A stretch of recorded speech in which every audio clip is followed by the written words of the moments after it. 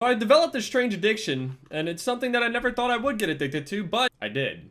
So, this Rubik's Cube. Last night, for some odd reason, I just felt the need to just sit there and start twisting it all around and shit, and some colors ended up on the right side, and I was like, wow, I think I can actually figure this shit out. No, not at all. Not even close. That was an awful fucking lobby. Anyway, I sat there for about 2-3 hours before I just got really frustrated and just gave up, and I scrambled it all over again. I had it to the point to where there was like, I had 2 spots down here on the bottom that weren't matching. The rest of this shit was like green, and the rest of this was like blue and red. It all looked great, but there was always 2 things out of place on more than one side too. I don't know how the fuck it works. Is that even possible? See, I always viewed Rubik's Cubes as like some sort of like IQ test, like you gotta be super smart to do it, right? But the more and more that I looked into it and how to do it, it's just like a bunch of algorithms. Like you just do a certain amount of different moves and eventually it will be solved. But you have to follow a set of rules. You just can't just sit here and scramble it all the fuck around. If you can, well, you're a genius. I always have this really awful habit of whenever I'm like getting into something new, I always feel the need to look into like the people that do it best or just set some impossible standard for myself. Like for example, when I started playing guitar, all I did was look into people that were like the best guitarists ever. Obviously that all goes by opinion, but people that are just insanely good at playing guitar. Some like next level buckethead type shit. And then I try to do it immediately without learning the basics first. That's always a problem that I have had. Same thing goes for this goddamn cube. I sat there, tried to look it up and everything, tried to figure out how to solve it and all the other techniques to do it. There's a technique where you get on the white side and you make like a T that's all white right here. And then you follow this set of rules. There's another one where you get a certain color on a corner and then you follow a certain type of rule. There's like 30,000 different ways to start doing the cube. And the thing is, I know all of those, but the problem is memorizing the rules afterwards. All right, so let's try to make a T. Boom. All right, we got 3 in the middle. See that? And now we gotta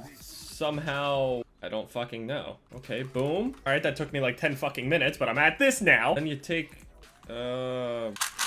Fuck! 20,000 different ways to do it. There's 20,000 videos on YouTube describing how to do it, which all of them, they all have like dislikes on them because people are crying that they don't know how to figure it out, just like me. And people that believe that other certain ways to start it are better than others, or there's just more of an efficient way to do it in their mind. So they're just gonna dislike it and say, no, it's stupid. I just thought it was gonna be something, you know, that was just gonna give me something to do in between games on Call of Duty or League of Legends or some shit like that, but no, it is so much more than that. I thought instead of just sitting here with my dick in my hand, maybe I could just sit here and, you know, do something that is at least a little cool. Which, by the way, I did use the PPs, the pocket, you know, I use them both. Actually, the one that is different, the one that isn't the Sasha Grey one, it's actually better than the Sasha Grey one. It's like next level. Sorry, Sasha, but I mean, I look up to you still. I love you, but I mean, it's not like it's bad or anything, but it just pales in comparison. There's actually like a whole community out there of people that just solve Rubik's Cube and they try to like do it in a fast amount of time. And there's like other competitions and world records and stuff. They're called the Cubers, which I think is fucking awesome because this is a skill right here. There's no way. And speaking of frustrating, I went back onto like Amazon/eBay and other shit, and I was looking for some pink Astros just to see if the price had gone down, you know, and no, the price has actually gone up.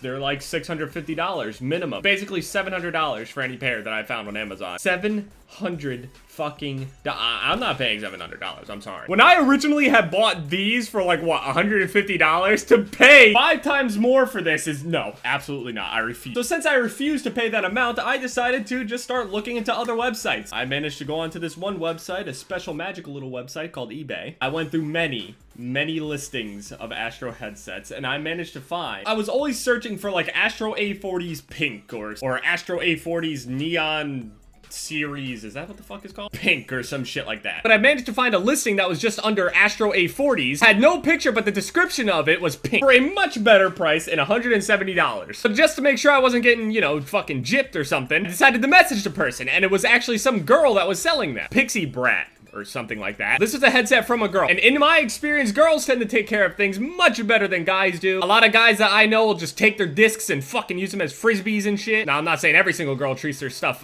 perfectly. My aunt, for example, just destroys every single piece of electronics she ever owns. So I decided to message them for some pictures of it so I know that they're okay, because I didn't see any pictures of them. So I was like, all right, I gotta take a look at them from all different sorts of angles. I asked for like 10 different pictures. And then I was like, okay, they look good. Everything looks clean. Said she barely even used them because she went to college or some shit like that. She didn't bring any gaming systems or anything with her, which is, I don't understand how you could go to college without bringing your video games. There's no fucking way I'd survive. College, university, you know. So I managed to buy them, and now I just got a tweet from Astro that says, we may have just found a pair in storage. What would Jeff do for pink Astros? Hashtag WWJDFP. God damn. Taking suggestions. Hashtag Astro family. So now Astro's just basically just rubbing them in my face like, hey, we have a pair, but what would you do? My YouTube channel is riding on this. I am nothing without this headset. Help me. I realized that when I thought these were actually broken, I realized that I am truly and sincerely fucked. How about Jeff spends an entire day playing Call of Duty Ghosts and recording? I mean, I didn't think Ghosts was that bad. I'm just saying. He should dye his hair pink. I already have a pink headset. Dyeing my hair pink,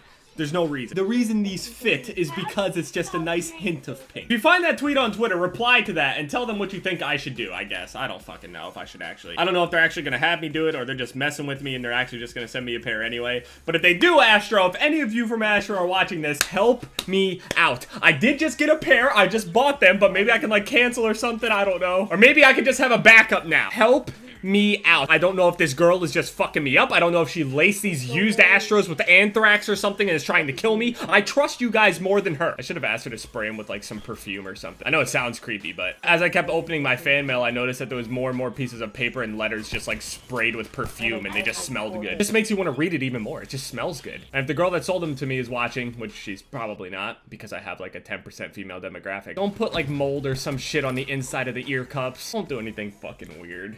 Just please.